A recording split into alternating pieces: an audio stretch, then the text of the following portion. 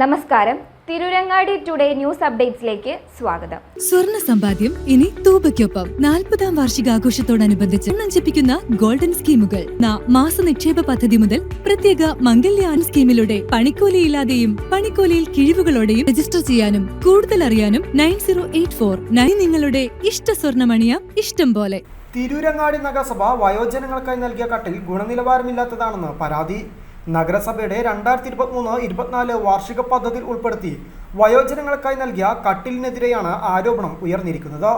പല ഡിവിഷനുകളിലും കട്ടിലുകൾ വയോജനങ്ങൾ നഗരസഭയ്ക്ക് തന്നെ തിരിച്ചു നൽകാൻ ഒരുങ്ങുകയാണ്. കട്ടിലിന്റെ ഗുണനിലവാരം നോക്കാതെയാണ് വയോജനങ്ങൾക്കായി വിതരണം ചെയ്തതെന്ന് പ്രതിപക്ഷാംഗങ്ങൾ ആരോപണം ഉന്നയിക്കുന്നു. ഇതേ വിമർശനം ഭരണകക്ഷിയിലെ അംഗങ്ങൾക്കുമുണ്ട്.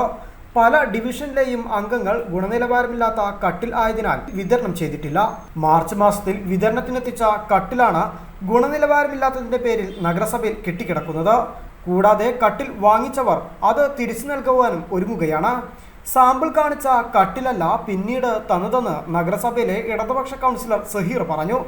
മാർച്ച് 31-നകം ഫണ്ട് ലാപ്സായി പോകാതിരിക്കുവാൻ പെട്ടെന്ന് കൊടുത്തു തീർക്കുക എന്നതുകൊണ്ട് കിട്ടിയത് വിതരണം ചെയ്തതാണെന്നും കട്ടിലിന്റെ ഗുണനിലവാരം ആരും തന്നെ പരിശോധിച്ചില്ലെന്നും അദ്ദേഹം പറഞ്ഞു.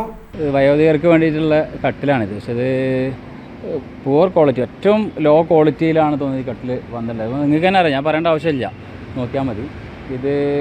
ഇതിപ്പോൾ എടുക്കാൻ തുടങ്ങിയിട്ട് 2 മാസത്തോളമായി എടുക്കാൻ തുടങ്ങി. പല കൗൺസിലർമാരും ഞാൻ ഉൾപ്പെടെ ആളുകൾ എൻ്റെ ഡിവിഷനിലേക്കുള്ള കട്ടിൽ കൊണ്ടുപോയിട്ടില്ല. കാരണം ഈ ക്വാളിറ്റിയുള്ള കട്ടിൽ പൊളിഞ്ഞ് ഇതിൽ നിന്ന് ആൾ വീണിട്ടുണ്ടെന്നുണ്ടെങ്കിൽ ഇതിൻ്റെ കൗൺസിലർ കട്ടിൽ തന്ന് അതിൽ നിന്ന് വീണെന്നായിരിക്കാം പിന്നെ പറയാം. അപ്പോൾ അതിനേക്കാളും നല്ല ഞാൻ കൊണ്ടുപോയിട്ടില്ല. പല കൗൺസിലർമാരും അവരുടെ ഡിവിഷനിലെ കട്ടിൽ തിരിച്ചു കൊണ്ടുവരാനിരിക്കുന്നുണ്ട് കംപ്ലയിൻ്റ് ആയിട്ട്.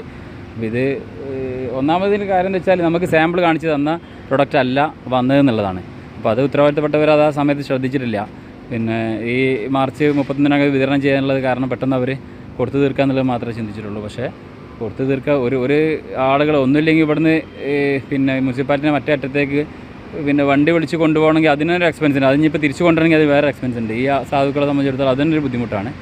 എന്തായാലും ഇത് എത്രയും പെട്ടെന്ന് ഈ ആളുകൾക്ക് നല്ല രീതിയിലുള്ളൊരു ബാക്കി കൊണ്ടുപോകാനുള്ളവരുണ്ട്, അവർക്കും അതെല്ലാം മുൻപ് കൊണ്ടുപോയവർക്ക് പരാതിയുള്ളവർക്കോ അല്ലെങ്കിൽ പരാതിയുള്ളവർക്ക് മാത്രമല്ല, ഒരാൾക്ക് ഇത് കിട്ടിയിട്ട് ഒരു ഉപകാരപ്പെടാത്ത രീതിയിൽ കിട്ടിയിട്ട് മൂലയ്ക്ക് എടുക്കുന്നതുകൊണ്ട് കാര്യമില്ലല്ലോ, വിറകാക്കി മാറ്റാൻ പറ്റും കുറച്ച് കഴിഞ്ഞാൽ. അപ്പോൾ ആ ഒരു അവസ്ഥയിൽ നിന്ന് മാറിയിട്ട് ഇതിന് പരിഹാരം എന്തായാലും ഉണ്ടാക്കണം.